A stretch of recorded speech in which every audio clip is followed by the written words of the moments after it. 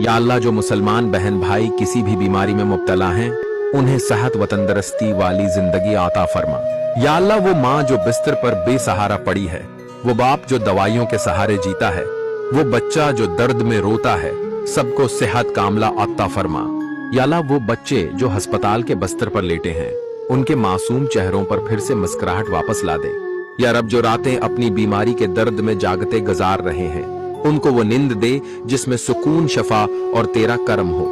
बीमारियों से लड़ते चेहरे, मुरझाए हुए हाथ, खामोश आंखें, या अल्लाह, उन सब पर अपना रहम फरमा और उनके लिए आसानी के दरवाजे खोल दे।